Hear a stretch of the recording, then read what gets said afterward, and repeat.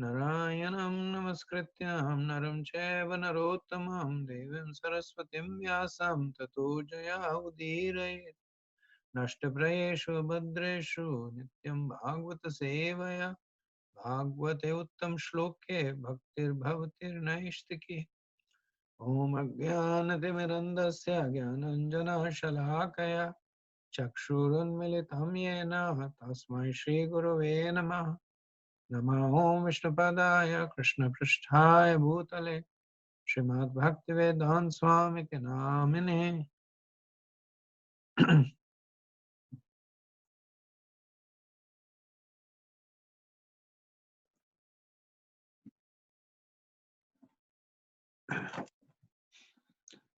So we were in the section of the chapter that was talking about the renunciation of the Pandavas, and we had ended the previous set of verses with a discussion about the disappearance of the Yadus and the disappearance of Krishna.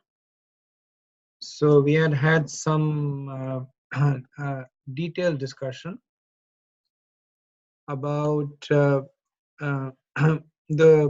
how to differently understand this pastime that could be bewildering, especially the disappearance of Krishna, also the disappearance of the Yadus, because Krishna's devotees and Krishna, they're both on a transcendental platform. So this part of the chapter, and I'm hoping to finish the chapter today. So this part of the chapter now discusses about the actual renunciation of the Pandavas. So Arjuna had already, we had seen that in sharing his heart with Yudhishthir, he initially became bewildered, desolate, and then he recollected the instructions given by Krishna on the battlefield of Kurukshetra, and meditating on those instructions, he regained his equanimity and became detached. And now we will see the influence of this on the rest of the Pandavas. So 115:37. Yudhishthirastat prashir Yudhishthirastat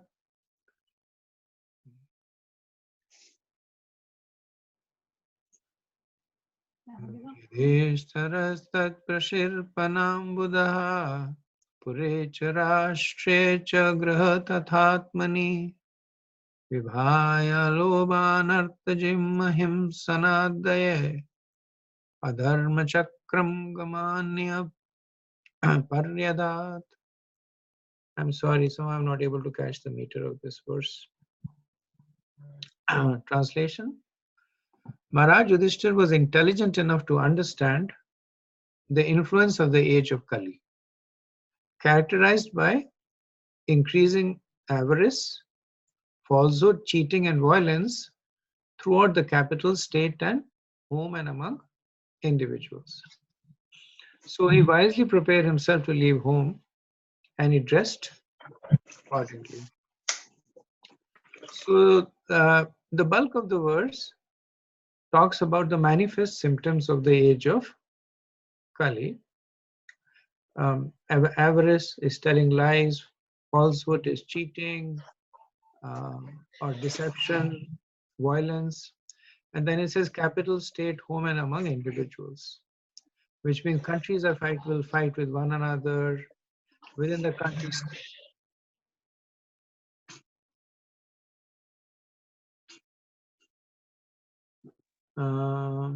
Somebody needs to mute. Okay. Thank you. So it was permeating at all levels. So it says country, state, home means families. The same thing was happening within families, and individuals meaning that in even their one-to-one dealings between husband and wife and between brothers and parents and children. And all this was going on. So he wisely prepared himself to leave home and he dressed accordingly. So Srila Prabhupada in the purport, he elaborates on this a little bit, trying to give us a deeper conception, saying that actually there are three reasons for Yudhishthira's departure, and some of them are stated more in a more obvious way, and some of them will be stated later on. So the first one that is being stated in this verse is the appearance of the age of Kali. We see all the symptoms being described, but one may object that Yudhishthira was a devotee of Krishna. Why should he be afraid of the age of Kali? In fact, devotees of Krishna, just like Kshatriyas, they enjoy a good battle. Devotees for Krishna, they enjoy the age of Kali because there is so much more preaching opportunities.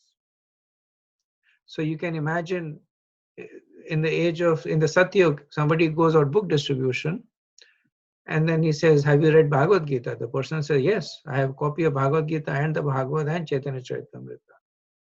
So not many people for them to distribute books or to preach. Everybody there is very seriously already contemplating spiritual advancements. And in the age of Kali, the field is ripe because everybody wants to, but very few are. So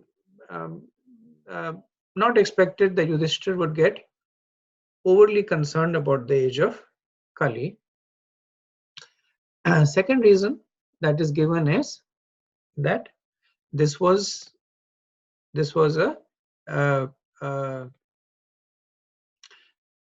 proper execution of the Varnashram Dharma.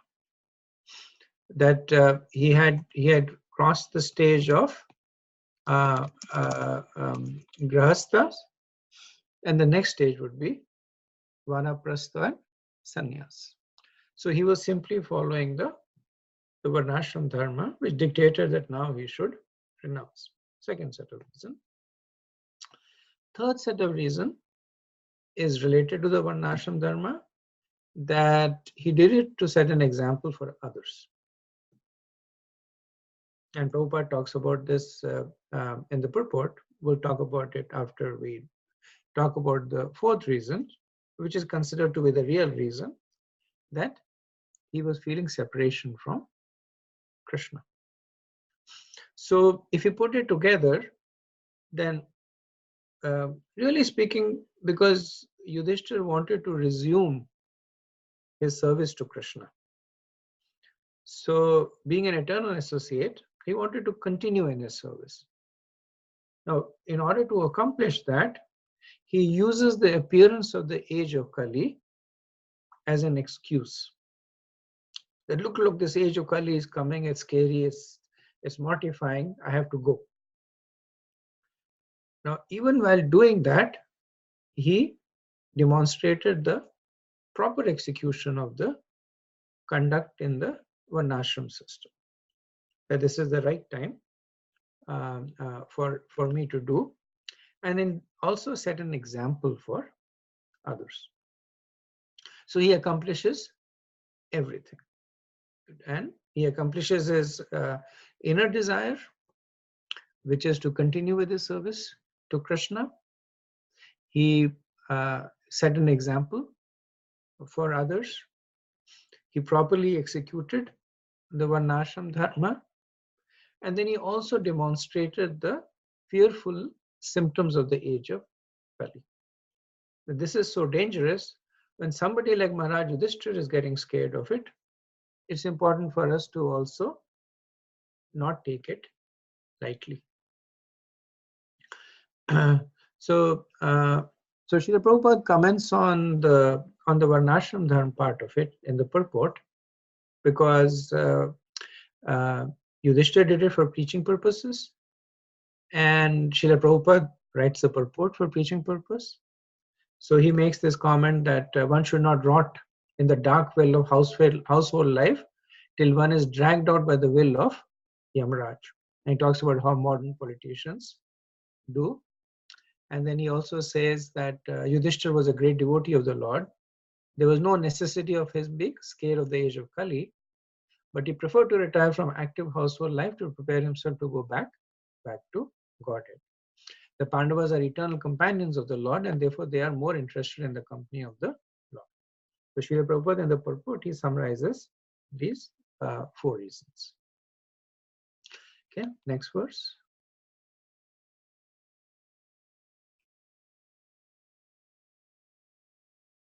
Swarat pautram vinayanam atmana shushumam gunaha toya nivyapatim bhume abhyasanchad gajahvaya. Thereafter, in the capital of Hastinapur, he enthroned his grandson, who was trained and equally qualified as the emperor and master of all land bordered by seas.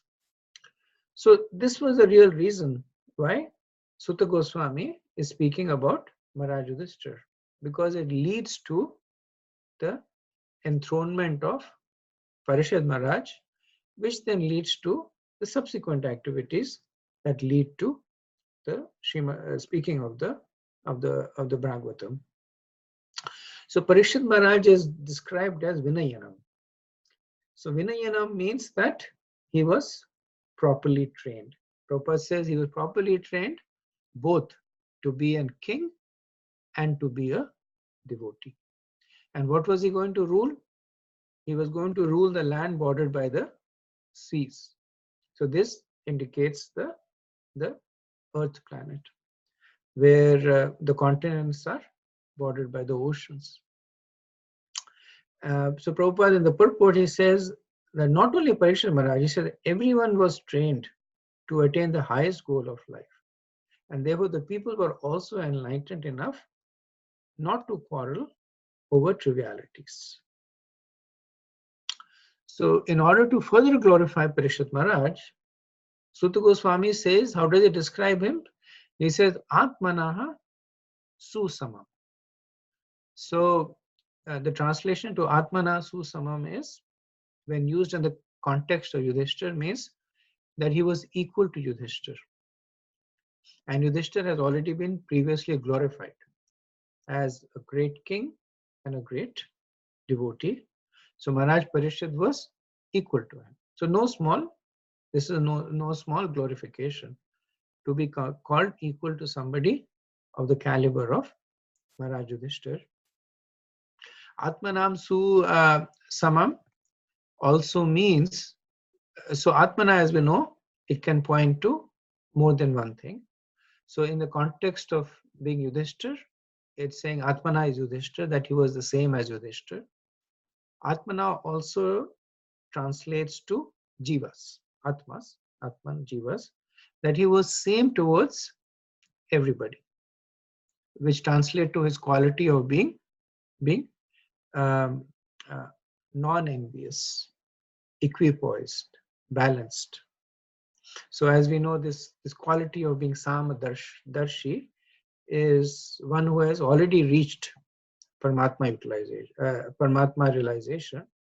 Parishad Maharaj was actually beyond that. Later on we'll see he'll be called a Mahabhagavat, but this can be understood that he was equal to everybody and equal to everything, which means that he was equipoised.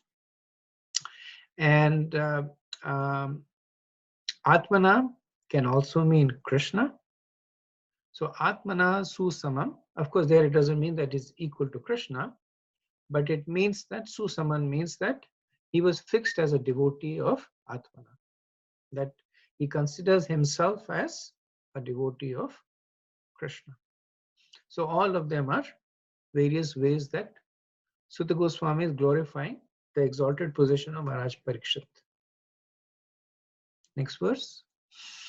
Mathurayam tatha vajram shorasena patim tataha Rajapatyam nirupyeshtem Agnena pibadishvaraha. Then he posted Vajra, the son of Anirudh, grandson of Lord Krishna, at Mathura as the king of Shursen. Afterwards, Maharaj Yudhishthir performed the Prajapatya sacrifice and placed in himself the fire for quitting household life. So we see this whole mood of renunciation in a very mature way in Yudhishthir. That even though he became renounced, but he did not just get up and run away. We see that in Dhritarashtra, that when he got that mood of renunciation, he disappeared during the night time. And for him, it was a big achievement because renunciation was very difficult for him. With Maharaj Yudhishthir, we see that he is doing all this planning, this political planning, that he has installed his grandson as the emperor of the world. He installs the grandson of Krishna, Vajra, as the king of Mathura. Dwarka had already gone, so he installs them as the king of Mathura. So he's taking care of what is known as of his succession planning to make sure that those who are dependent on him are taken care of. So an emperor considers the citizens to be like his children. So he's wanting to make sure that his children are taken care of. So same mode of renunciation is also recommended, even though now sannyas is not recommended. But those who renounce, then one should not renounce prematurely. One should not renounce in a mode of passion or ignorance. So real renunciation is when either there is no one who is dependent on you, or if there is somebody who is dependent on you, has been taken care of. So for a man, when the children are grown up, that's the time to take renunciation. If the wife is still there, then the children or the son should be qualified to take care of their mother.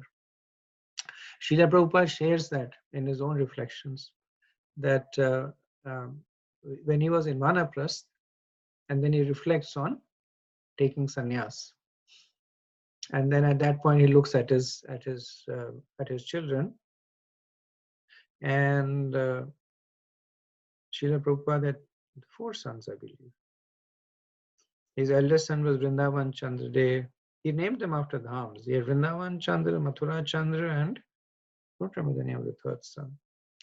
But then he reflects that now they're grown, they can take care of their mother.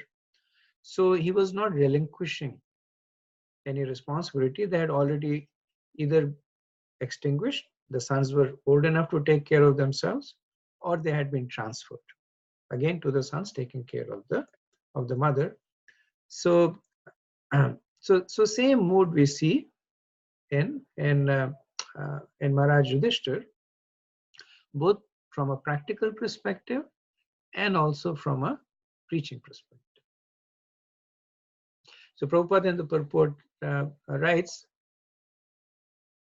no one should follow the suicidal policy of neglecting one's supreme task of attaining the highest perfection of life, namely going back home, back to God. So the point that he is making is that neglecting devotional life is suicidal. So no one should follow that. One way or the other, one should take to it. So he performed the Prajapatya Yagya. So Prajapati literally means one who has praja, or one who has children. So the earlier Prajapatis, the universal progenitors like Kashyap and Daksha, they had hundreds and thousands of children. But Yudhishthir was a Prajapati because even though his children, his sons were dead, but his Praja was his son. And those who are in the Grahastha ashram are also Prajapati. They may have one child, two child, whatever, but they're also Prajapati. So the Prajapatya Yagya is basically burning from within that attachment to the Praja. So as a result of this Prajapatya Yagya, what happened? Agni Napibad Ishvara. That he ignited the fire of renunciation within himself. So renunciation is aptly described as fire because the nature of fire is to burn away. So this Yagya, it burned away all kinds of material relationships, material desires, material ownership, and it set him free from this very strong web of material existence. In some Karamkand rituals, when a person takes sannyas, then his family actually performs the funeral for the person. They go through the motions, they perform a funeral. The wife of the person, if she's alive, then she officially becomes a widow. So she stops wearing the sindoor and the Mangal Sutra. She changes her attire because she is what is known as a sannyas vidva.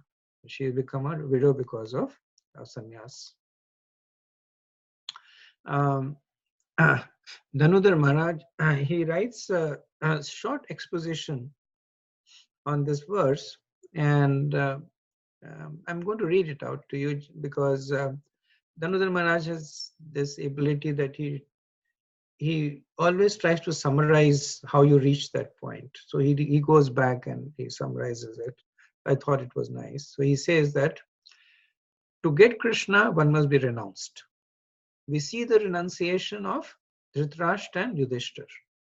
The theme of Canto 1 is that by Krishna Katha, we can have Krishna and thus we can have all auspiciousness. The support of bhakti is Gyan and Vairagya. Sutta Goswami says, the seriously inquisitive student or sage, well equipped with knowledge and detachment, realizes the absolute truth by rendering devotional service in terms of what he has heard from the Vedanta Shruti. This is Vairagya Vidya. In order to realize Tattva, one must seriously inquire, which is Gyan, and execute devotional service, which is Vairagya. And then he makes this very interesting statement. Without Gyan, you do not know what to do. And without Vairagya, you cannot do it. So flip it around, that with Gyan, you will understand what needs to be done. And with Vairagya, you will be able to do it. So that is why he is glorifying both. So these set of verses are pointing more towards Vairagya. But he is glorifying the implicit Gyan also. The Yudhishthir was knowledgeable enough to know what to do. He was detached enough to actually do it. And Gyan and Vairagya ultimately nourished the bhakti that he intrinsically had in order to resume his service of Krishna. Okay, next verse, verse 40. Vishrajya tatra tat sarvam tukulavalaya nirmamo nirankara sanchana shesha bandhanaha. Maharaj Yudhishthir at once relinquished all his garments, belts, and ornaments of the royal order and became completely disinterested and unattached to everything. Essentially, Yudhishthir became free of the thoughts of I and mine. So that is Nirankar. And he also, he cut himself free from the unlimited bonds of material attraction. So Sutta says Ashesha Bandhana. The Bandhana is bindings, Bandhan. Ashesh means without end, unlimited. And Sanchin means that he perfectly cut off. So so he cut off the, so this is talking about both the internal and the external mood of renunciation in Yudhishthir. So previously we see that he gave up his material possessions. The most prominent of them was that he gave up his claim to the throne of the earth. More difficult than giving up material possessions is cutting ties from the family members, from the loved ones, also from enemies. It's very difficult to cut ties from enemies. Cutting ties from enemies means giving up the enmity. That's also difficult to do. So material possession is more mechanical, that you leave your house with nothing but a stick and a water pot, and to some extent you have accomplished that. But then it comes to the mind. So Yudhishthir not only gave up the gross material possessions, he also gave up the Sanchana Ashesha Bandhana. He gave up all this many obligations that he had. More difficult than that is to let go of upadhis. So the most prominent upadhis are I and mine. And then there are other upadhis also. Husband or wife or king or kshatriya. But most fundamental is I and mine. So Prabhupada says in the purport, people are generally attached to various kinds of designations. The designation of family, society, country, occupation, wealth, position, and many others. As long as one is attached to such designations, he is considered materially impure. But Yudhishthir not only gave up those designations, he also gave up ahankar. So what's the translation of ahankar? So ahamkar. Kar means doer, aham means me. So this sense of that I did this and this happened because of me. So he gave up even those subtle contaminations. And one thing that we see missing over here, which will come later on, is he's giving up. He's not taking on anything. But both of them go hand in hand for a devotee. That as you give up material, you take on spiritual. So for the sake of emphasis and simplicity, Sutta Goswami is not talking about everything that he is giving up. And we'll see that till the end, he talks about what he will take on, but till the end he focuses on giving up. The reason again being that he's talking about Vairagya Vritti. He's talking about the mood of renunciation that Maharaj Yudhishthir demonstrates. His focus right now is not that much on bhakti, at least in this context. His focus is more on renunciation.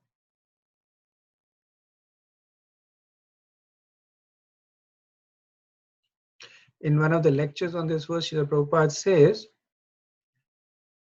generally, everyone who is in this material world, he does not know what is actually, what thing he should capture. He does not know.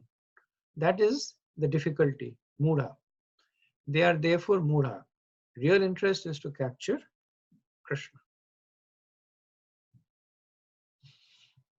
Okay.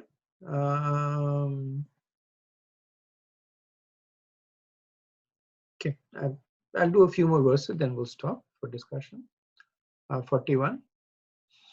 Vacham juhava manase tat pranaytare chatam Mrityavupanam satsargam tam panchatve hayojavit. Then he amalgamated all the sense organs into the mind, and then the mind into life, life into breathing, his total existence into the embodiment of the five elements, and his body into death. Then, as pure self, he became free from the material conception of life. So here again we see Sutta Goswami describing the process of giving up in Yudhishthir, very similar to what Arjun went, also similar to what Dhritarashtra goes through. So the first thing that he attempts to stop is the external working of the senses. So Sutta says Vacham. So Vacham literally means speech, but it also is taken to represent the amalgamation of all the senses, the acting senses, the knowledge acquiring senses. So they're all can also be considered as part of Vacham. So essentially he took all his senses and he offered it to the mind. Why to the mind? Because the senses are dependent on the mind. So what does this mean? So it means that he meditated and said that, oh mind, these senses belong to you.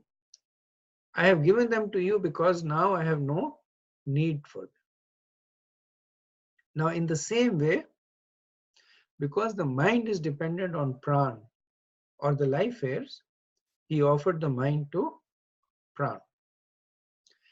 Then he gave his mind, then he gave his pran to apan. So apan is presented as itare in this verse, and apan is the subtle energy in the body that is in charge of excretion. So apan is considered to be leading to death.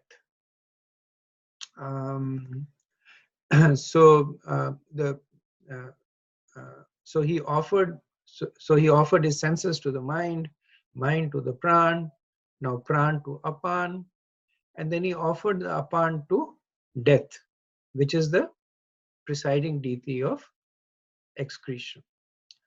Then he offered death into the combination of the five gross elements. So his meditation was that, oh death, you belong to the body. So in analyzing this verse, Vishwanath Chakravarti Thakur explains that Sutta Goswami, in using the verbs or the construction, is not using the dative case. So dative is when an indirect object is the recipient of a direct object. So example of dative is that he gave the apple to me. So the opposite of dative is nominative, and nominative is I took the apple. So the doer is active over here. So he gave the apple to me, makes me passive, that I was sitting around hanging and somebody gave me the apple. And nominative is that I reached out my arm and actively took away the apple. So in this verse, Sutta Goswami uses the nominative case to describe the actions of Yudhishthir, that Yudhishthir was actively detaching himself. Because if you look at it, one way or the other, we are forced to detach. As we grow older, our senses become weak. After our senses become weak, we become senile. Our mind becomes weak. So we are forced to give up one thing or the other, and that is more in the dative case. That age made us give up our senses. Because of that, we gave up our mind. But Yudhishthir was nominative. He gave up the senses to the mind. he gave up the mind to pran, to the life airs. Then he gave up the life airs to the apan, and then he gave up the apan to mrityu, and then he gave up his the panch mahabhut. He gave up his body to to uh, to uh, to death. So so Prabhupada explains that while this process looks like the process of Astanga Yoga, but actually it is Bhakti Yoga. Because the difference is that what was the driving force behind all this? Because if you look at it, everybody dies. Devotee dies, non-devotee also dies, right? So there's no difference in the physical act. The difference is in the consciousness that accompanies it. So Srila Prabhupada he stresses that in the purport he says, first he concentrated all the action of the senses and amalgamated them into the mind. In other words, he turned his mind towards the transcendental service of the Lord. So what Srila Prabhupada says is that every time when he gave the senses to the mind, how did he give it up? He said the senses are now to be engaged in the service of Krishna. And when he gave up his mind to pran, he said, now my mind only think about Krishna. When he gave up his life airs to death, he said, my life is meant for Krishna. So instead of just giving it up or renouncing it, he was repurposing it, which is essentially the principle of Vaishnava Dharma.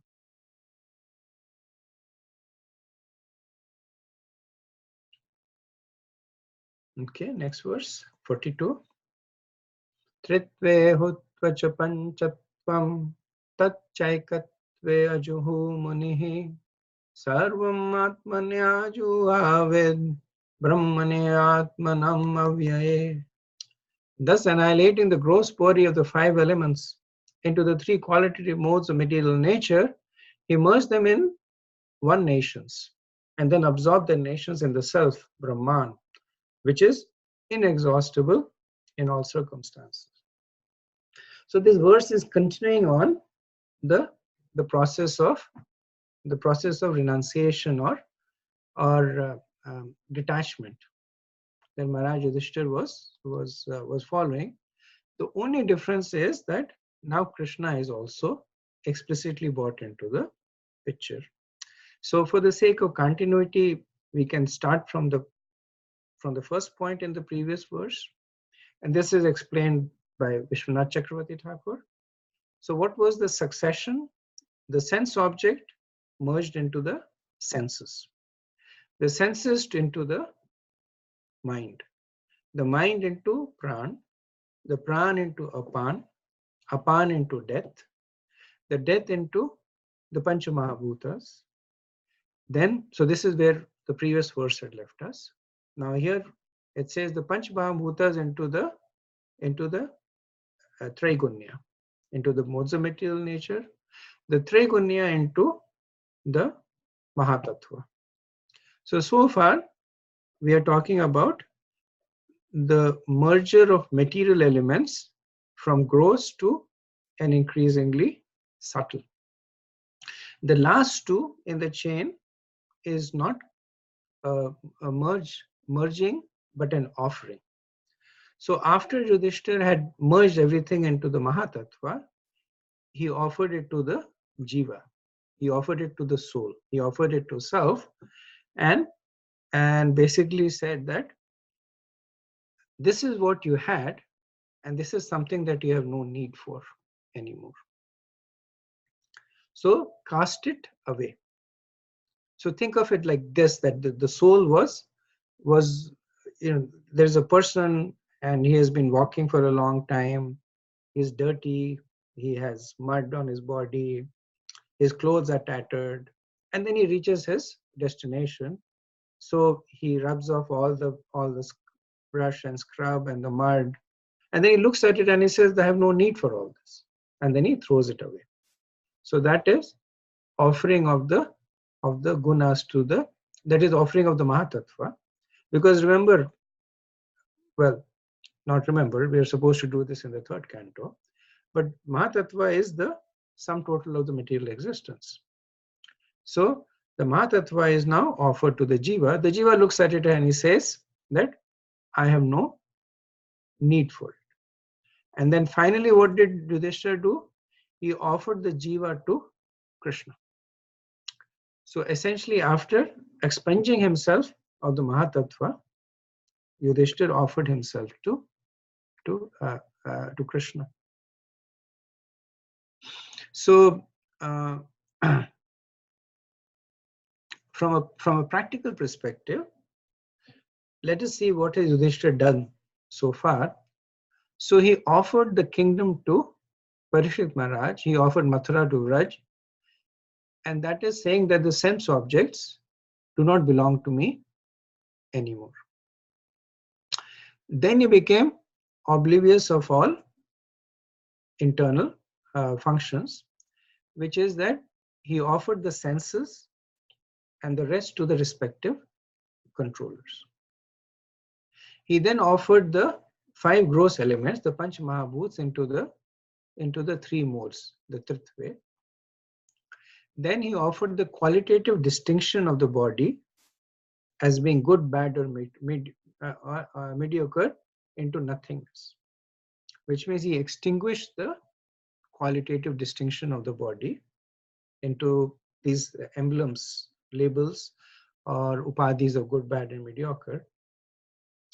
Then he merged the 3 gunas into the portion of Maya or material energy, which is produced from a false sense of ahankar. Then this aggregate of Maya, Yudhishthira took and he's offered it to the purified Jiva, saying that, "O Jiva, this portion of Maya with the 3 gunas was yours. Remain aloof from that and do not become under its control." So this is another way of saying that he took all of that, and which was part of the Jiva, he took it away and said, look, this is what was part of you, remain aloof from it. And then finally, he offered himself uncontaminated by any material aspects to Krishna, saying, I am your eternal servant. Please accept me and engage me in your service. So this is the final leg of his journey where he re-engages himself in his eternal position of servitorship to Krishna. So Prabhupada in the purport says that this stage is called Jiva Mukta stage, or the liberated stage, even in the material world. That is the process of ending material existence. One does not think that he is Brahman, but must act like Brahman. One who only thinks himself Brahman is an impersonalist. And one who acts like Brahman is the pure devotee. So acting like Brahman means over here, acting like from a qualitative perspective, acting from a spiritual platform, which basically translates to acting as a devotee of Krishna. Okay, let me take a pause over here. Any comments?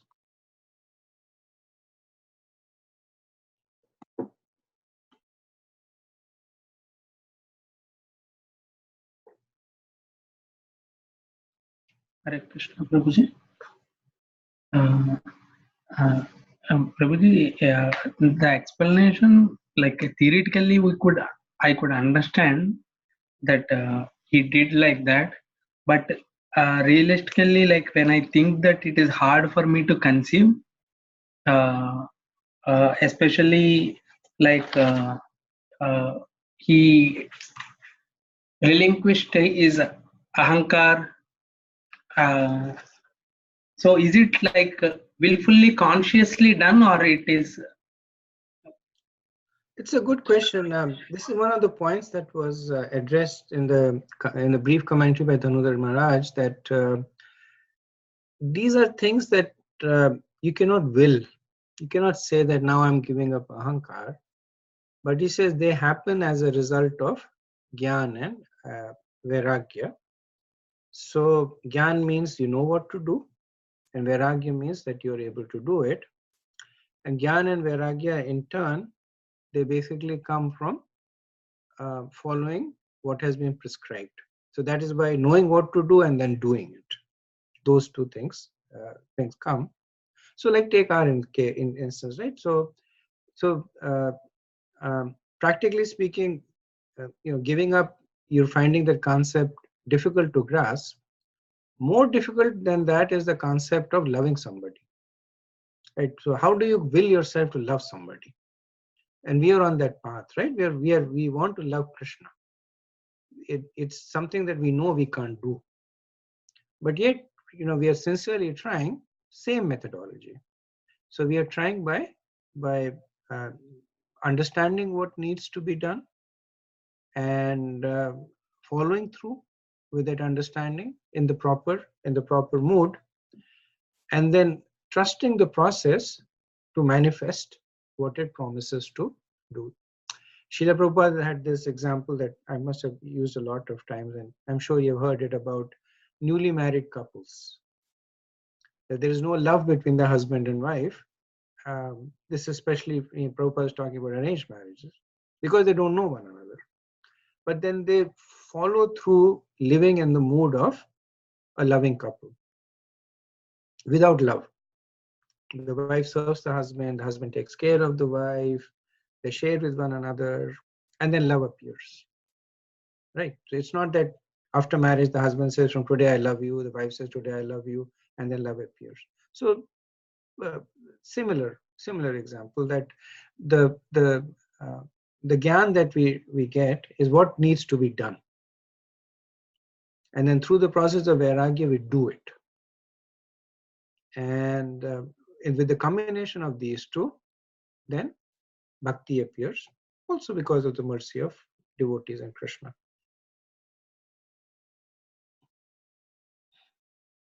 Okay. Any other questions, comments?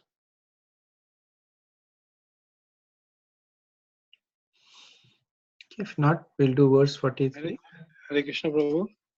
It's the proverb, habit is second to nature. By force of doing it, it become a habit, and then it become your nature. Good point. Good point. And this is used in the context of chanting, right? They say that Adhikalecha Mameva Mukta. That if I don't think it's in the purport, but I have heard that in one of the lectures, that if you make it a habit of chanting, when you're at a time of anxiety, then automatically at the time of death you will chant, because it has become second nature for you to chant at that time. So yeah, good analogy. Anything else? Okay, 43. Chiravas niraharo padvan mukta murdajaha darshanatmana rupam jado matpisha chavata anavekshama niragada astranvar badiro yataha. After that, Maharaj Yudhishthira dressed himself in torn clothing, gave up eating all solid foods, voluntarily became dumb, and let his hair hang loose. All this combined to make him look like an urchin or madman with no occupation. He did not depend on his brothers for anything, and just like a deaf man, he heard nothing. So, after that part of it is a little confusing, because when one reads the previous verse, then one assumes that Maharaj Yudhishthira has already died, because he has offered his body to death, and he has offered the results of that to the jiva, and offered himself to Krishna. There is a couple of ways to understand that. One way is that it kind of talks about the difference between the internal conception of Maharaj Yudhishthira and the external activity. So because he was genuinely following that path, then internally he had already reached that status of complete material detachment, complete attachment to Krishna, and the subsequent activities are just a manifestation of that state. That seems to be the most logical way to understand it. It could also mean that uh, um, even though this verse is coming after the previous verse, it does not necessarily mean that it is coming in that. Uh, it is in the chronological order. So the verses are talking about the process in their entirety, and this verse is basically talking about the manifestation of a particular stage in the process. Because factually speaking, yes, Maharaj, this process ended with Yudhishthira Maharaj giving up his body, right? So he dies, he goes back to Godhead there, and that's what the previous verses, that's what these previous verses talk about. But through these two ways, we can understand it. So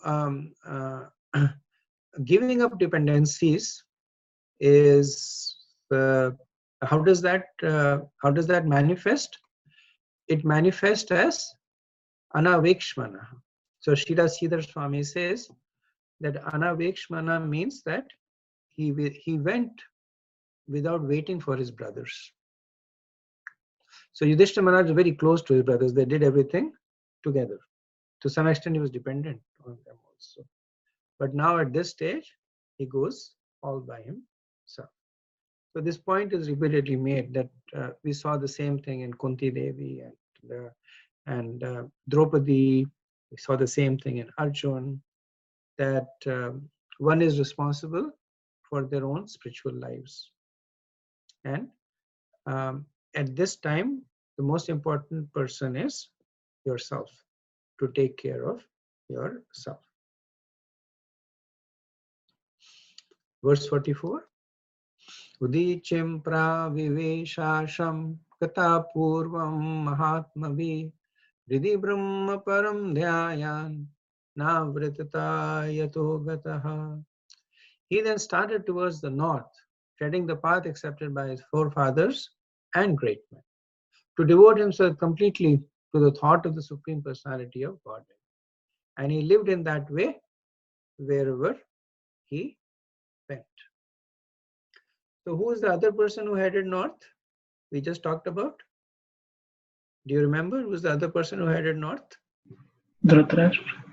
Yes. So Vidur and Dhritarashtra, they also headed north for the same reason. They headed towards the Himalayas, it says, towards the region that is favored by ones who have accepted the stick of renunciation. So for exactly the same reason, Yudhishthira Maharaj, he also heads north. Prabhupada in the purport says, the Lord instructs in Bhagavad Gita that one must become a devotee of the Lord at least at the last stage of one's life. A sincere soul of the Lord, like Maharaj Yudhishthira, must abide by this instruction of the Lord for his own interest.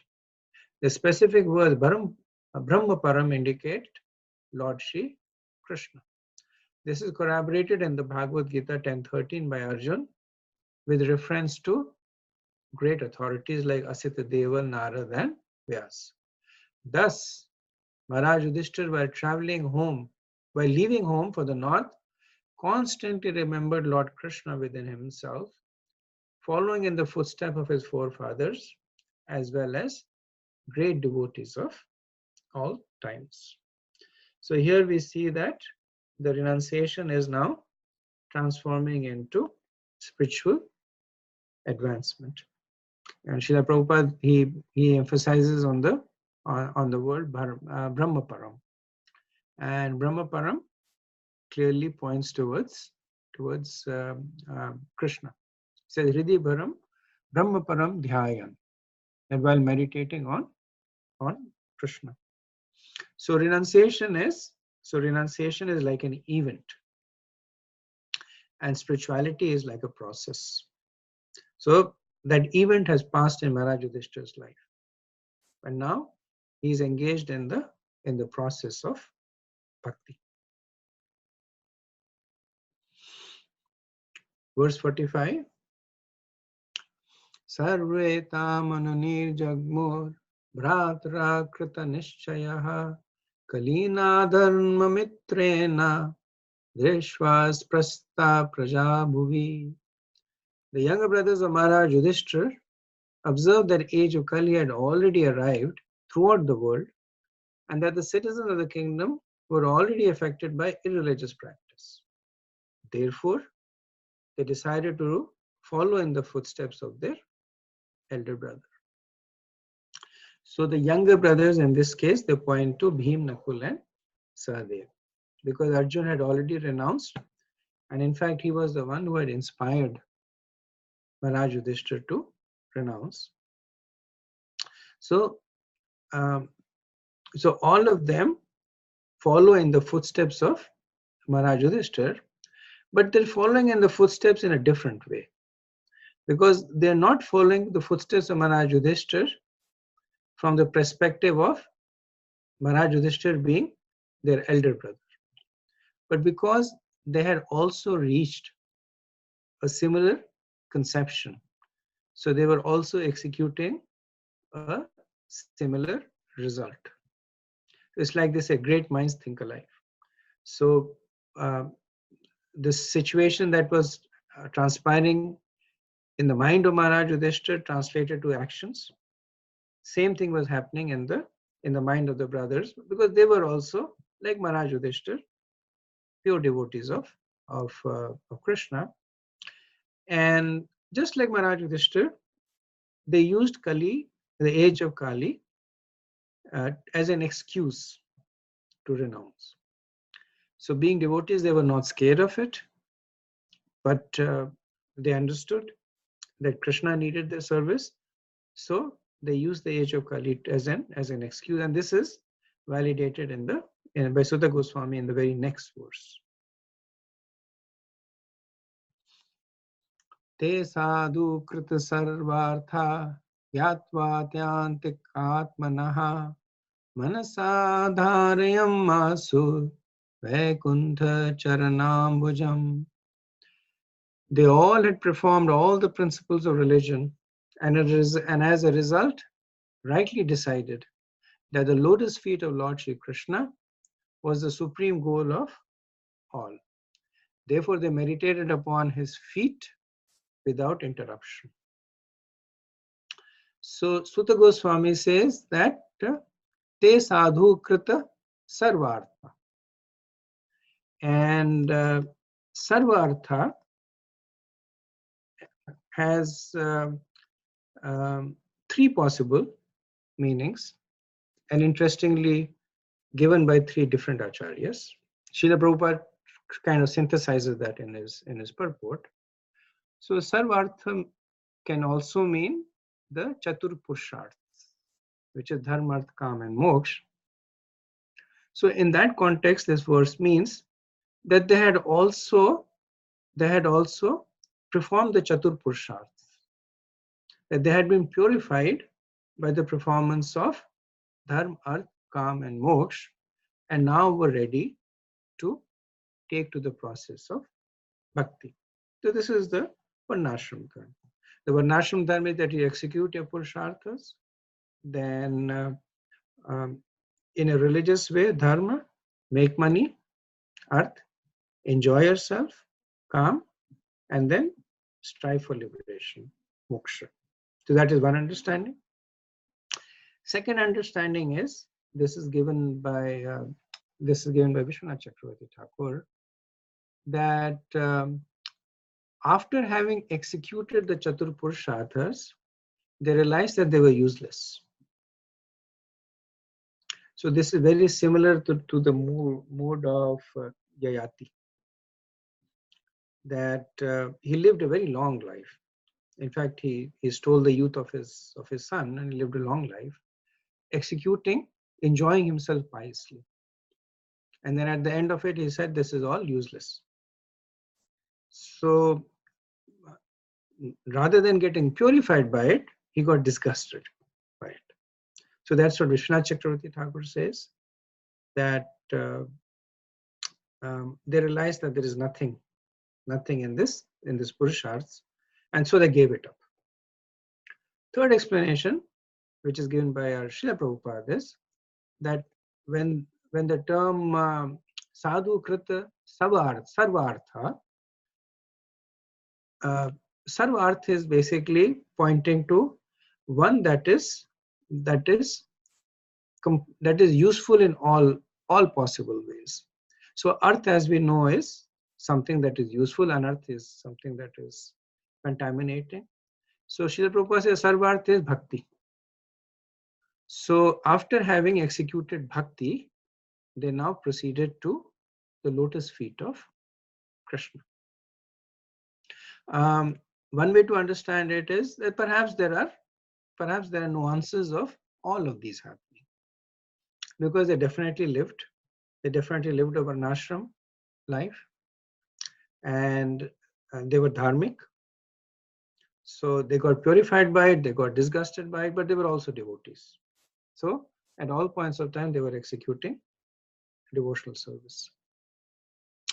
So in the purport, Srila Prabhupada says, in the Bhagavad Gita 7:28, the Lord says that only those who have done pious deeds in previous lives and have become freed from the results of all impious acts can concentrate upon the lotus feet of the Supreme Lord Shri Krishna.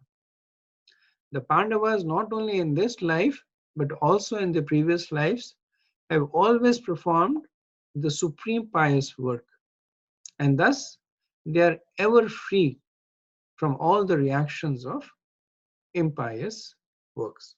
So this is Srila Prabhupada talking about the Sridhar Swamis, that they were purified by the Purushars. Then he goes on to say, it is quite reasonable, therefore, that they concentrated their mind on the lotus feet of the Supreme Lord Krishna.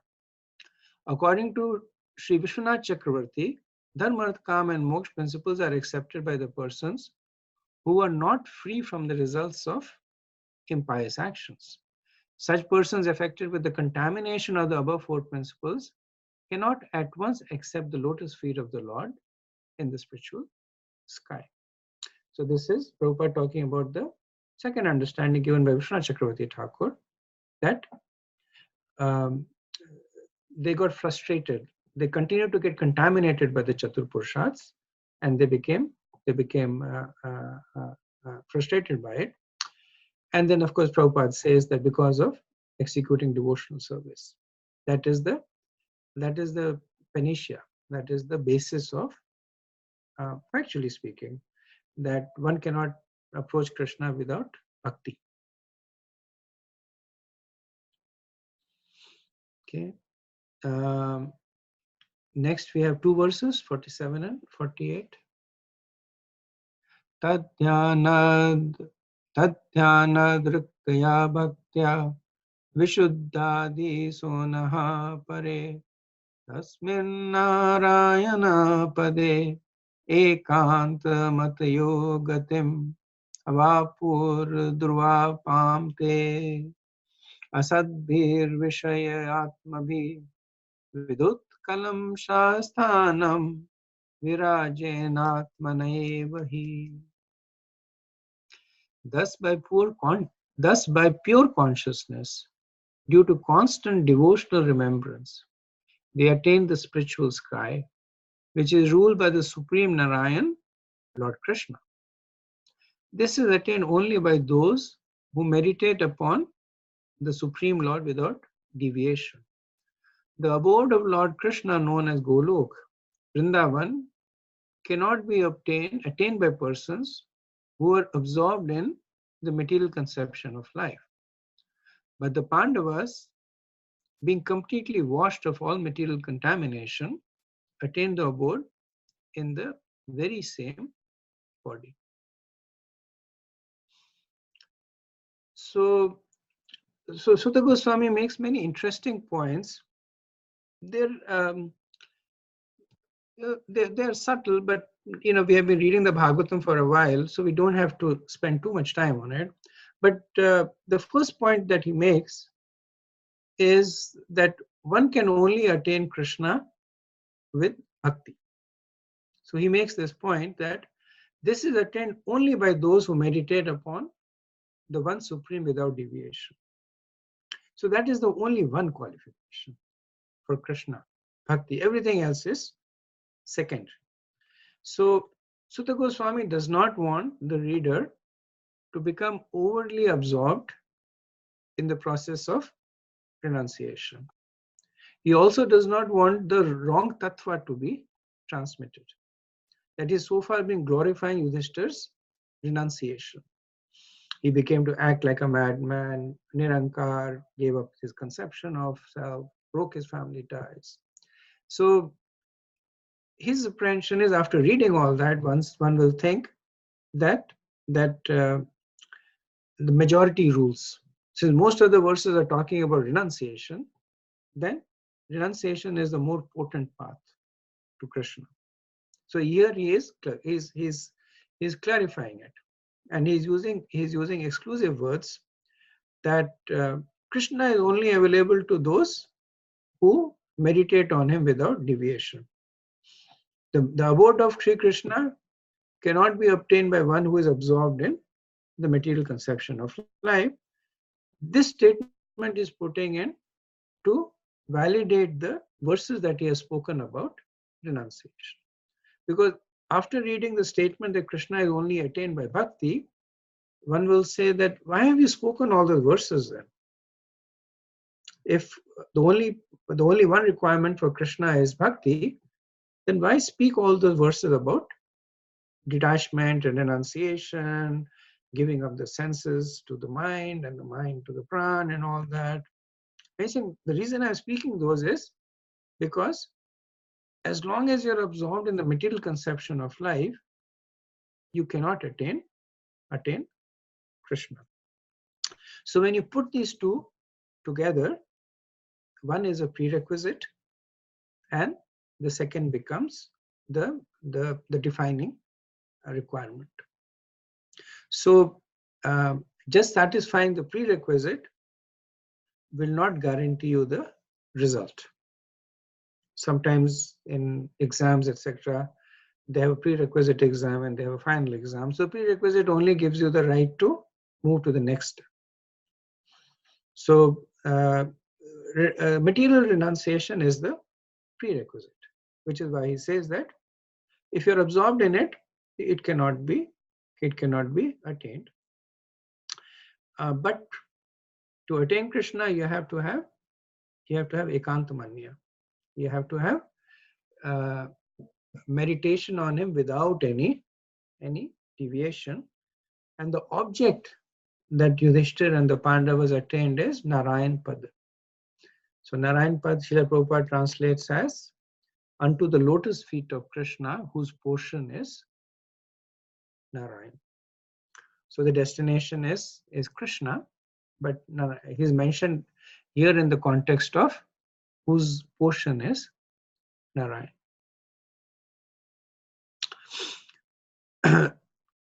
So in the earlier part of the verse, Sutta Goswami also has given us the path of bhakti. So how did the Pandavas perform bhakti? So he calls it as bhaktya, as execution of devotional service. He says the intelligence, dishana, was vishuddha, no longer contaminated. Contaminated by what? Contaminated by karma and gyan. So their meditation, dhyan, was purified, utriktya. They were washed of all material contamination, vidhut kalmasha. So what is this pointing to? Anartha-nibruti. That they were contaminated of all the results from previous karmic activities. So in other words, they followed the path of exclusive bhakti, ekantamate with no contamination from karma, jnana, and yoga. Or understood other way, they used karma, jnana, and yoga to execute bhakti. But the bhakti that they executed was exclusive and uninterrupted. Ekanta Mateha. The goal of their bhakti was that avapu, that they attained the gatim, which is durvapam, which is very difficult for the asabdi, for the materialist to attain. Sutta says that this place is vidut kalmasha. It's free from all material faults, which means that they attain the spiritual world, which he calls as thanam virajena, the pure abode of the Lord. And he says that they attained it atmana eva. So they obtained it in their own bodies. So when commenting on atmana eva, Jiva Goswami says that atmana eva, their own body is the spiritual body. So he's talking about the fact that they attained it in a spiritual form, atmana eva. And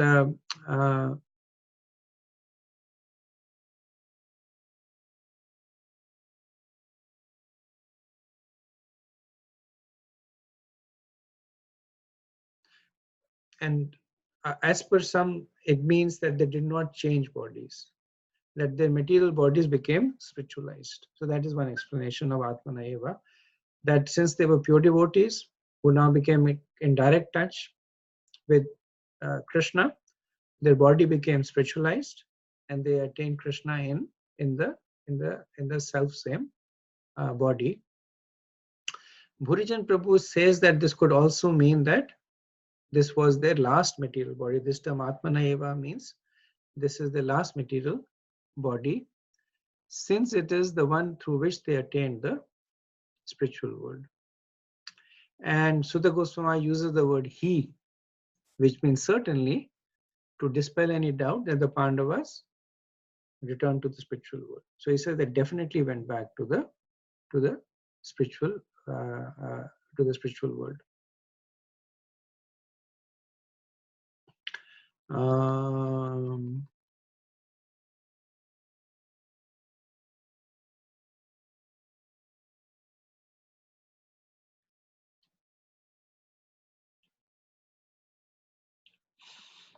So Prabhupada, and the purport to this verse, he says, according to Srila Jiva Goswami, a person freed from the three modes of material qualities, namely goodness, passion, and ignorance, and situated in transcendence, can reach the highest perfection of life without change of body.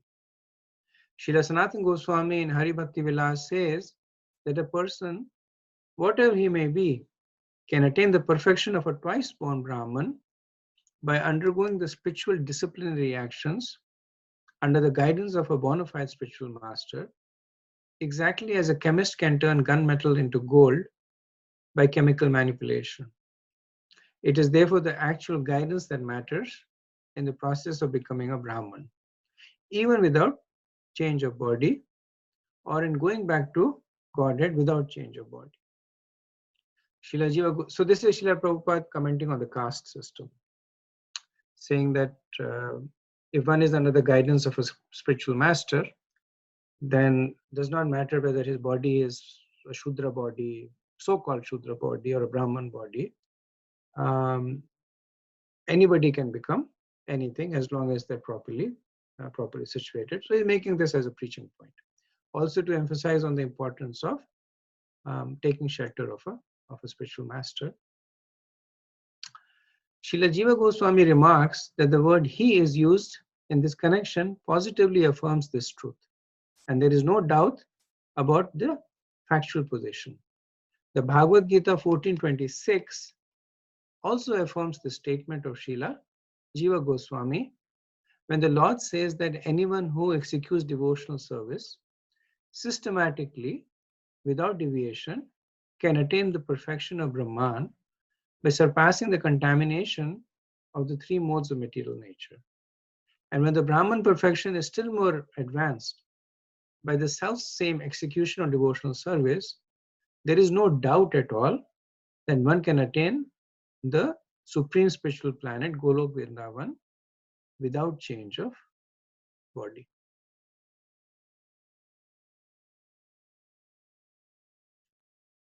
So Srila Prabhupada in his lectures, he speaks more about this change of body. We covered the various terms of aspects of it. In one of his lectures, he says that if you go back to Godhead, does not mean that anything will change externally. Does not mean that you go to Golok Vrindavan, does not mean that you become part of Krishna Lila. You can be in the very self-same body, but you're back with Krishna because of the purity of your meditation. So the point that he makes is the whole thing is about Krishna consciousness. In another lecture, he says that if you become devotee of Krishna, then you can live with Krishna even in this life. Even in this life, because Krishna is omnipotent. So the point is making is that it's not that Krishna is only there in the spiritual world. He's here in the material world also. If you're really devotee of Krishna, he will talk to you. He will dance with you. He will eat with you. Everything.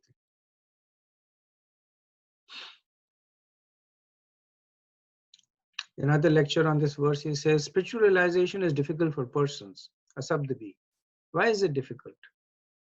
Vishayatma. Because they are simply attracted by the four principles of material life: eating, sleeping, sex life, and one day death.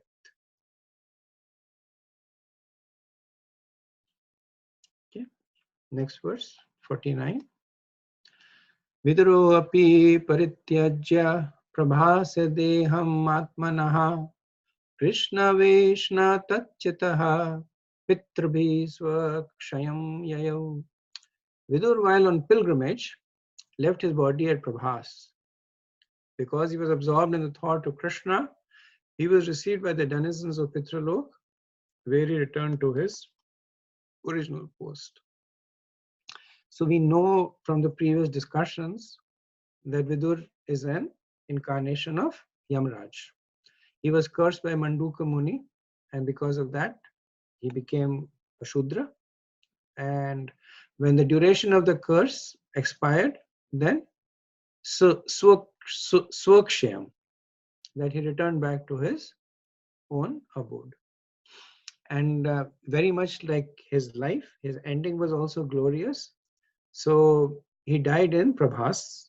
This is the same place where Krishna also did his final pastime.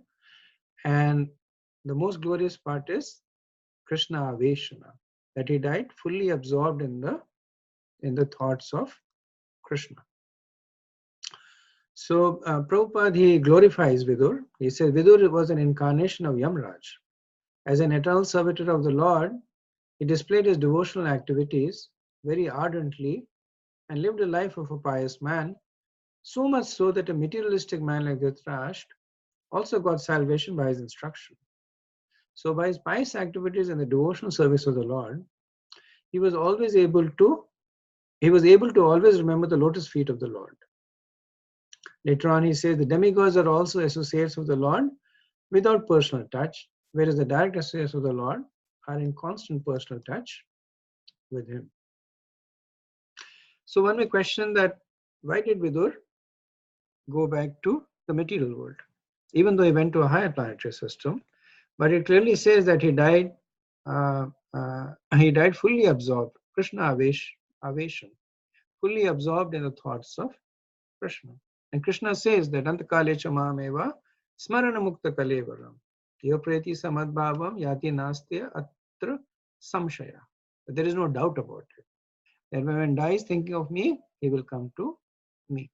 And otherwise, Vidur is also glorified as a devotee. So this is explained by the Acharyas, very similar to the passing away of Bhishma. So we noticed that when Bhishma's passing away was discussed, that he went and he became a Vasu. But then we also see that when Bhishma was dying, he was completely focused on the lotus feet of Krishna. Krishna was physically present before him, but most importantly, he was present there in his in his meditation. So why should he go back to the position of Vasu, and why should Vidur go back to the position of being Yamraj? So Jiva Goswami explains in Krama Sandarbha that Vidur went back to Yamlok to continue his job in a bodily expansion pastime. This is not contrary to Bhagavatam and Mahabharata. So two ways to understand this. One way is that he finished his service and after that went back to Godhead, so as to not disrupt the order of the universe. That all of a sudden in the universe there is no Yamraj. So in order to not disturb that, Vidur went and resumed his service. We see the same thing in Dhruva Maharaj, Prahlad Maharaj, that from the time that they met Krishna, they were liberated. They were pure devotees. They had nothing to do with the material world, but Dhruva stayed for 35,000 years, 36,000 years after that, right? So continued his service. So same mood, it is considered that he continued his service. Jiva Goswami also points to that continue his job in a bodily expansion pastime. So this is the same notion that we were discussing with the Yaduvamshis, that the Parishad, which was Vidur, returned to Krishna, and the Devamsha, which is Yamraj, returned to the post of Yamraj. Okay, verse 50. Draupadi cha tadagyaya patinamanapekshatam vasudeve bhagvati ayekanmatirapatam. Draupadi also saw that her husbands, without caring for her, were leaving home. She knew all about Lord Vasudeva, Krishna, the personality of Godhead. Both she and Subhadra became absorbed in the thoughts of Krishna and attained the same results as their husbands. So in the purport, Srila Prabhupada makes this point that, once again, makes the point that everyone is responsible for their own spiritual lives. So in the Mahabharata, we notice that the Pandavas were very devoted to Draupadi. They were very, very affectionate towards her. So the 5 brothers were very close to one another. They were very close to the wife. But now in this last moment, each one of them is flying solo. So the word that he uses is anapekshatam. Anapekshatam means that indifference. So indifference is, in a relationship, indifference is the most dangerous thing. Because if there is love, there is attachment. If there is hate, there is attachment. They're both the two sides of the same coin. But indifference means is that whether you live or die, I don't care one way or the other. I have no attachment to you. That is the mood that Draupadi sees in her husband. And that is the mood that she also reciprocates. So she does not run after her husbands. She does not feel any anguish that her husbands have become anapekshatam towards her. In fact, quite the opposite. So Srila Prabhupada in the purport he uses an analogy that became quite famous and is used by different lectures by people, the analogy of flying a plane. So he said when a pilot is flying his own plane, he cannot fly the plane for anyone else. He may train them in the art of flying the plane. And that's him in the role of a spiritual master, but the person needs to fly his own plane. So same point. One may teach you, one may instruct you, one may demonstrate for you, but ultimately you are the only one who is responsible for your own spiritual advancements. So Srila Prabhupada comments that the wives also got the same result as their husbands in the same manner. So Subhadra is not mentioned by name, but the fact that the terms used for wife is plural, wives.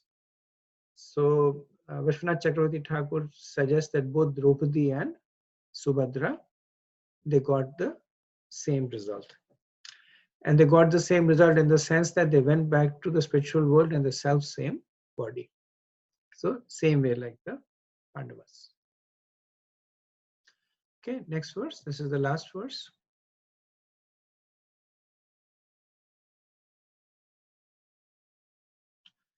Yash Yashadayitad Bhagavad Priyanam Pando Sutanamiti Samprayanam Shanotyalam Swastyayanam Pavitram Labdva Harau Bhaktim Upaiti Siddhim. The subject of the departure of the sons of Pandu for the ultimate goal of life, back to Godhead, is fully auspicious and is perfectly pure. Therefore, anyone who hears this narration with devotional faith certainly gains the devotional service of the Lord, the highest perfection of life. So this is the Falstuti that is given. This is the benediction that is given by the speaker, Srila Vyasadeva or Sutta Goswami or Sukadev Goswami, all exalted personalities. So iti samprayanam means that iti means this. So the point is made this but not that. One reason it's said here is because the Mahabharata gives a different rendering of the final pastimes of the Pandavas. Or there are different Puranas that are in the mode of passion and ignorance that give different renderings.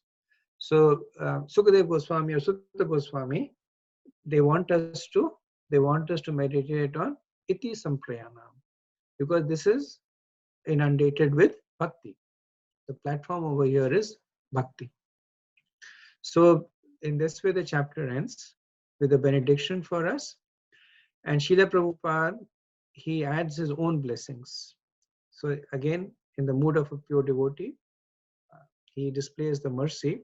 He also adds his own blessings, that one who reads the chapter, one who understands it, one who acts upon it, will undoubtedly get the love of Krishna. Prabhupada says that Srimad Bhagavatam is a narration about the personality of Godhead and the devotees of the Lord like the Pandavas. The narration of the personality of the Godhead and his devotees is absolute in itself, and thus to hear it with a devotional attitude is to associate with the Lord and constant companions of the Lord. By the process of hearing Srimad Bhagavatam, one can attain the highest perfection of life, namely going back home, back to Godhead, without failure. That is the benediction of Srila Prabhupada. Okay, so that's the end of the chapter. I'll end over here. See if you have, we're almost out of time, but if you have any questions or comments, you can talk about it. Hare Krishna, Prabhuji. Prabhuji, we like, I mean, like, so we heard about Yudhishthira Maharaj, just his renunciation, and so basically his trigger was like that, Lord Krishna, like, basically wrapping up his pastimes. So and then you mentioned about Srila Prabhupada's like renunciation, like renouncing his family members. So basically, that trigger was like, I mean, because every his sons had grown up, and all of that, and they were capable enough to take the responsibilities. So I mean, like, so it seems like um like age, or uh, people being able to take care of your responsibilities are like triggers for renunciation, but we know that they are not necessarily, I mean, like age, definitely we don't know when we will die, so we can't really say that that will be our trigger as well, or that should be like, at the age of 50 or at the age of 60 we will renounce everything. So like what can, I mean, what should we, I mean, in this Kali Yuga, it seems like everything is like, feels like a trigger for renunciation, but because like we are short-lived and all of these things. But so like what should we take as our trigger for renouncing? It's a good practical question. I think to some extent the answer is kind of embedded in your question. So I have two thoughts with respect to it. One, the point that you made, that in this age of Kali, almost everything is a trigger for renunciation, and it's an excellent point, that there's so much of suffering that happens at gross and subtle level, and either we can use that to become depressed and demoralized or sink down in the modes, or we can use that to trigger renunciation, which is recommended. Krishna, that's why he keeps talking about how this material world is a miserable place. The second point is that again, given our adhikar and given the current age, our focus is really not that much on renunciation. Our focus is more on attachment, because following the path of renunciation at any point of time is difficult, but at this point of time is almost impossible. So we don't try and follow something that we know will set us up for failure, but we try and follow on the path of attachment, which is easier for us, and then the renunciation comes up as a byproduct. So attachment we can follow at all points of time. We can follow at any age, in any state. There are so many hooks that Krishna has given us to become attached. Whether it's Krishna Katha, Krishna Nam, Krishna Prasadam, Krishna, reading the scriptures of Krishna. So many hooks that he has given us. But you did mention, Roji, that like detachment is basically like the prerequisite for like devotionals. Like for pure devotional service, right? This it's required. It's like a stepping stone or something like that. You're right. It's required for pure devotional service. So what we are practicing right now is Mishra Bhakti. Now, if you take the process that we hope to follow through, is that through the process of making spiritual advancements, the detachment will naturally appear. So it will be there. The detachment will be there. The only thing is that it will come as a byproduct of bhakti. So we made this point that bhakti is a process. So like I'm practicing bhakti, but I also have a lot of material attachments. That does not mean that my bhakti is false, or it's a charade. What it means is that it is bhakti that is mixed with material desires and material modes. But still my Guru Maharaj encourages me to follow it. Still I'm following it for precisely this reason, that the understanding is that as I follow the process of bhakti more and more, the process of material detachment will automatically manifest strongly. And then ultimately when I'm on my way back to Godhead, then yes, the force of bhakti would have driven me away from all material desires. So then that material detachment will appear as will be there as a prerequisite, but produced as a byproduct of bhakti. So it's like you're contradicting like what was mentioned earlier, that basically it's like a prerequisite for pure devotional service. So basically, is it because of the age that we're in this Kali Yuga that it is not really possible?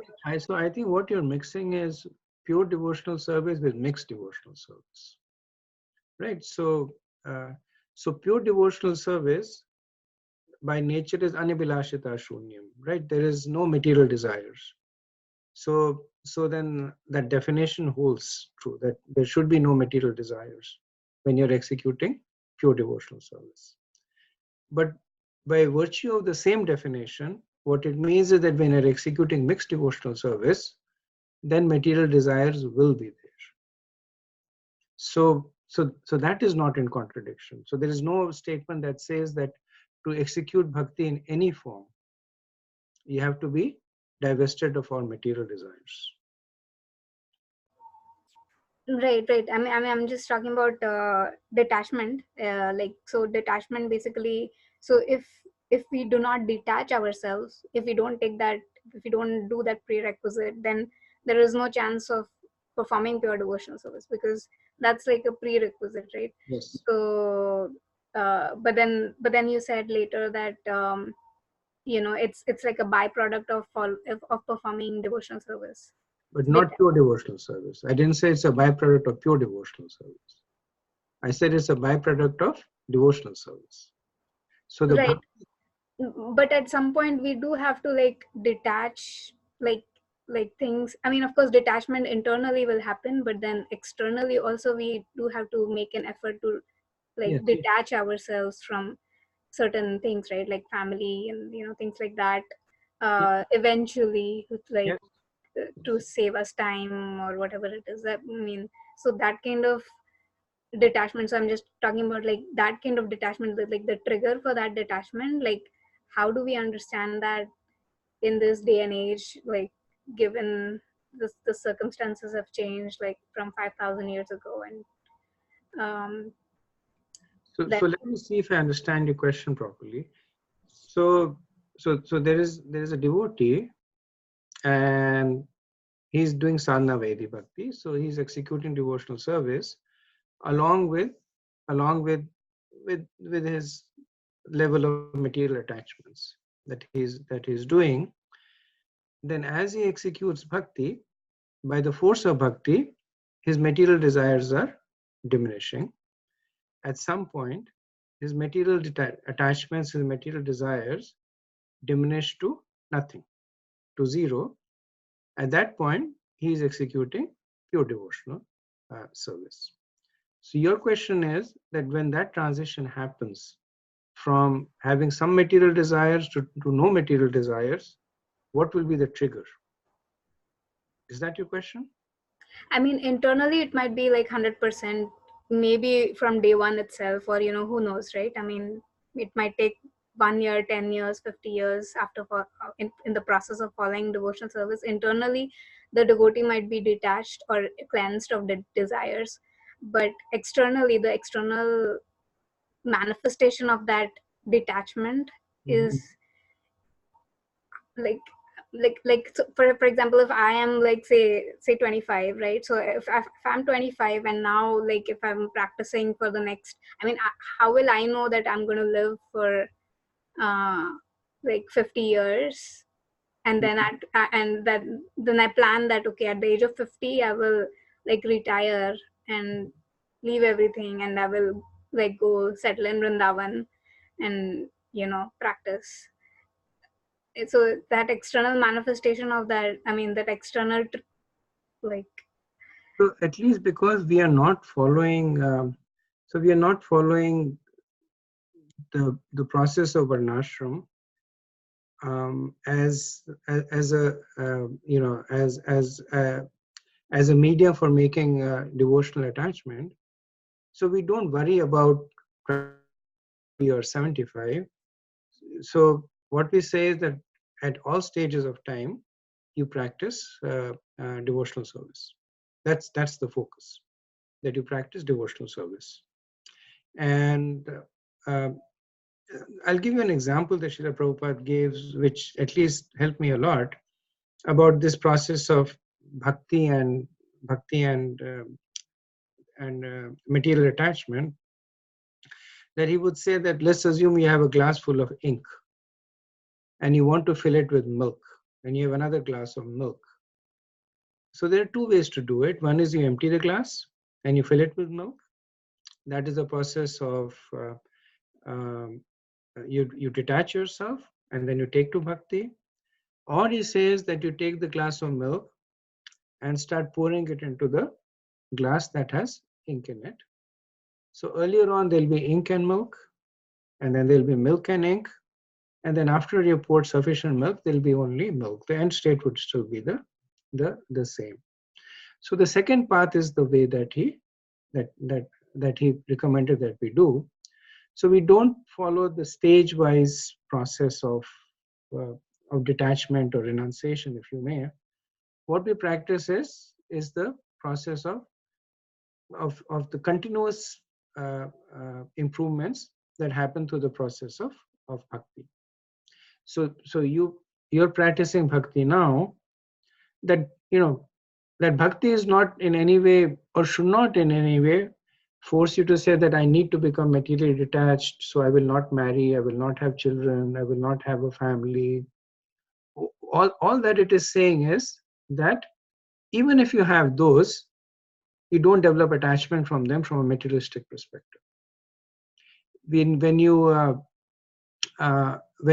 were initially phrasing your question, you were talking about the fact that renunciation could be external or internal. And at least in our path, the focus is mostly on internal renunciation. What was the example that was, the example that was given by Durvasha Muni when he was talking about Krishna, that he said Krishna is the greatest of the brahmacharis. And there's that pastime that the gopis went and asked Durvasha Muni, who is the greatest of the brahmachari? And he said Krishna, and they all started laughing. But the reason was again the same. Regardless of his external manifestation, internally he was fully detached. So that to a great extent is our process. That we execute the process of bhakti as a primary occupation.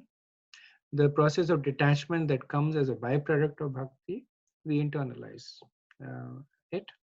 From an external perspective, the attachments that are offered to us, in an ideal situation, we use them in the service of Krishna. So you have children, you try to make them devotees. You have husband, if he's not a devotee, make him a devotee. If he's a devotee, make him a better devotee. So the whole concept of yukta vairagya, that we do not renounce things. We basically renounce the material aspect of the things and try and cultivate the spiritual aspect of it. Yeah. Thank you, Prabhuji. Shruti, one more follow up. So Yudhishthira Maharaj basically he detached from the external, his family first, and then his mind, and so that chronology, is that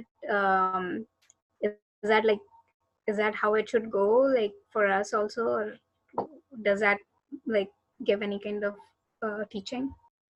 So there were two aspects to the process that Yudhishthira went through. The first process was, at least in the verses, it looked very much like the yogic process. Like you remember, we said that Yudhishthira offered his sense object to the senses to the mind to the pran. And if you read the process that Dhritarashtra followed, very similar there. But then Prabhupada in the purport, he comes and he makes this correction. And he anchors everything to bhakti. And he says he gave his senses to the mind, which means that he told his senses that I no longer want to enjoy with you. You're supposed to be for the enjoyment of Krishna. He gave his mind to his pran, indicating that now my mind will only think about Krishna, who is my life. So the process externally may look similar, but internally everything was centered around Krishna. And the reason Prabhupada says that is essentially for our benefit, because we can't follow the yogic process of forcibly detaching. That's what the yogis do. They forcibly detach the senses and the mind and the pran. But what we do is that we repurpose them. We repurpose the senses in the service of Krishna and so on. So that's the process that we are recommended to follow. So it's more like the senses, when we are talking about senses and detaching the senses, that means four regulative principles. That is basically following four regulative principles is that's like the first step before mind control, right? before the mind is. Yeah, it's the first step. I mean, it's not it's not uh, it's a very preliminary step. That yes, that's how you start. But ultimately, when you say that you detach your senses, which means that each and everything that your senses are engaging with, you basically try and engage that in the service of of Krishna in a more pervasive way. Thank you. Thank you. Nice practical questions. Okay, so we are a little bit over time, so we'll end over here. Next week we will start with the 16th chapter, which will again bring our focus back to Parshit Maharaj, 16th and 17th, and so I'm again going to try and finish the chapter in a week. So I'll try and distribute the verses. If you feel that I'm going a little fast or I'm skipping over all these verses, they have a lot of again, they're like nectar. You can chant them for as much as we want, and acharyas do that.